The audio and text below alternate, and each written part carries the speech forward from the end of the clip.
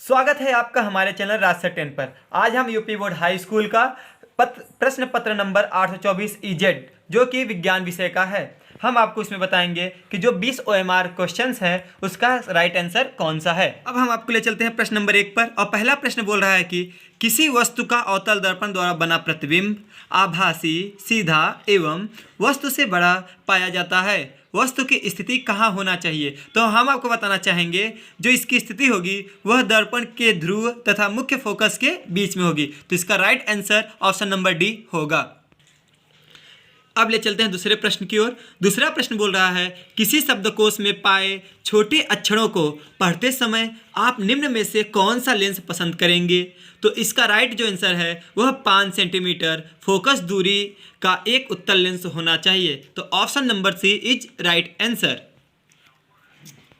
अब हम आपको ले चलते हैं प्रश्न नंबर 3 पर और तीसरा प्रश्न बोल रहा है किसी गोली दर्पण तथा किसी पतले गोली लेंस दोनों की फोकस दूरियां प्रत्येक -15 सेंटीमीटर हैं। तो दर्पण तथा लेंस संभवतः हैं। तो हम आपको बता दें इसका राइट आंसर है ऑप्शन नंबर ए, दोनों अवतल हैं। प्रश्न नंबर 4 बोल रहा है मानव नेत्र के जिस भाग पर किसी वस्तु का प्रतिबिंब बनते हैं वह होती है। तो इसका जो सही आंसर है वह दृष्टिपटल होगा, क्योंकि इंग्लिश में इसको रेटिना बोलते हैं और हमें पता है कि मानव का जो नेत्र होता है उसमें जो प्रतिबिंब बनता है वह रेटिना पर बनता है। प्रश्न नंबर 5 हमारा कह रहा है दो चालक तार जिनके पदार्थ लंबाई तथा व्यास समान है किसी विद्युत परिपथ में पहले श्रेणी क्रम में और फिर पार्श्व क्रम में संयोजित किए जाते हैं। श्रेणी क्रम और पार्श्व क्रम संयोजन में उत्पन्न ऊष्माओं का अनुपात क्या होगा? तो इसका जो अनुपात है वह 1:4 होगा। इसको हम सॉल्व करके निकाले हैं, लेकिन अगर आपको सॉल्व करने चलेंगे तो हमारा वीडियो बहुत ही लंबा होगा, तो इसलिए हम इसको आपको सॉल्व करके नहीं बता रहे हैं। इसका जो राइट आंसर है वह 1:4 है।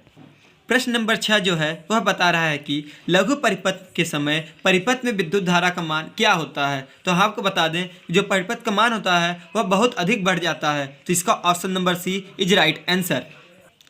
प्रश्न नंबर 7 कह रहा है विद्युत धारा उत्पन्न करने की युक्ति को क्या कहते हैं? तो जो विद्युत धारा उत्पन्न करने की युक्ति होती है उसको हम लोग जनित्र कहते हैं। तो ऑप्शन नंबर ए जनित्र इज राइट आंसर।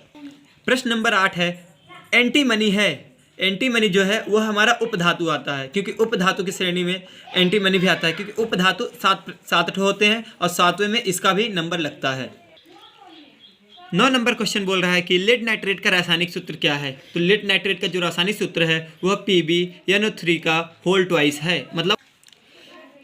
प्रश्न नंबर 10 बोल रहा है निम्नलिखित में से असंतृप्त हाइड्रोकार्बन है। तो जो असंतृप्त हाइड्रोकार्बन है वह C2H4 है, क्योंकि इसमें ही डबल बॉन्ड है, बाकी सब सिंगल बॉन्ड है। इसको अगर हम लोग लिखने जाएंगे तो ये हमारा हो गया कार्बन की स्थिति और ये हमारे हाइड्रोजन की स्थिति हो जाएगी। तो इसमें देख रहे हैं हम कि इसमें डबल बॉन्ड है, इसलिए इसका जो आंसर है वो होगा C2H4। बाकी सब सिंगल बॉन्डेड हैं और ये तीनों एल्केन श्रेणी से आते हैं। और हमारा 11 क्वेश्चन बोलता है कि प्रोपेनॉल में क्रियात्मक समूह है। जो प्रोपेनॉल में वो क्रियात्मक समूह है वो हमारा CHO होगा। हम जिससे पेपर लिए थे वो OH लगा दिया था, इसलिए हम उसका ये काट दिए। CHO is right answer.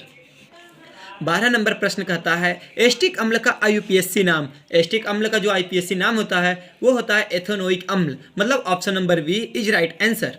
प्रश्न नंबर 13 एक तत्व के क्लोराइड का सूत्र MCl2 है, उसके ऑक्साइड का जो सूत्र है वो बताना है हमें। तो जो हमें दिख रहा है कि M का जो संयोजकता है वह 2 होगा। तो इसी तरह जब हम ऑक्सीजन का संयोजकता देखते हैं तो उसका भी ऑक्सीजन की संयोजकता भी 2 होती है। तो ये 2 ऑप्शन कट कर MO बन जाएगा। तो इसका जो सही उत्तर होगा ऑप्शन नंबर बी MO। वृक्कों का जो कार्य होता है वह क्या है? तो हम आपको बता दें जो वृक्क होता है उसका जो कार्य है वह उत्सर्जन का होता है। तो प्रश्न नंबर 15 बोल रहा है पत्तियों पर कलियां विकसित होती हैं, मतलब किसके द्वारा विकसित होती हैं? तो जो पत्तियों पर कलियां होती हैं वो ब्रायोफिलम के द्वारा होती हैं। तो option number C is right answer. आनुवंशिक विज्ञान के जो जनक हैं वो किसको माना जाता है? तो मेंडल को माना जाता है, इसलिए इसका जो सही उत्तर होगा वो Gregor John Mendel. Option number C is right answer. Question number 17 बोल रहा है 2 DNA तंतु आपस में जुड़े होते हैं, मतलब किसके द्वारा जुड़े होते हैं? तो जो DNA तंतु होता है वह आपस में हाइड्रोजन के द्वारा जुड़ा होता है, इसलिए इसका जो आंसर है वो ऑप्शन नंबर डी होगा। क्वेश्चन नंबर 18 कह रहा है मुकुलन द्वारा प्रजनन होता है। जो मुकुलन द्वारा प्रजनन होता है वह हाइड्रा का होता है, तो ये हो जाएगा हाइड्रा में। प्रश्न नंबर 19 कह रहा है मेंडल का जो प्रायोगिक मतलब जो प्रयोग में लाया गया पौधा था वह कौन सा था। तो हमें पता है कि वो मटर के पौधे का प्रयोग किए थे, इसलिए हो जाएगा मीठी मटर। अब आपको ले चलते हैं लास्ट क्वेश्चन प्रश्न नंबर 20 पर। इसमें बोल रहा है निम्न में से कौन सा एक मानव में मादा जनन तंत्र का भाग नहीं है। तो जो मादा का जनन तंत्र है वह अंडाशय, गर्भाशय और डिंबवाहिनी है। और इसका ऑप्शन नंबर सी शुक्रवाहिका, यह जो है वह मादा का नहीं बल्कि नर जनन तंत्र का भाग होता है, इसलिए option number C is right answer. आशा करता हूँ आपको हमारा ये आंसर सही लगा होगा और ऑप्शन आप यही लगाए होंगे। अगर आप ये ऑप्शन लगाए हैं तो आपका 20 का 20 आंसर सही होगा, वरना आपका गलत हो सकता है। आप लोग कमेंट में ज़रूर बताइएगा कि आपका कितना आंसर गलत हुआ है। Thank you so much. ऐसे हमारे चैनल से जुड़े रहिए और हमारे वीडियो को लाइक, सब्सक्राइब और शेयर जरूर करिएगा। मिलते हैं नेक्स्ट वीडियो में। जय हिंद, जय भारत, वंदे मातरम।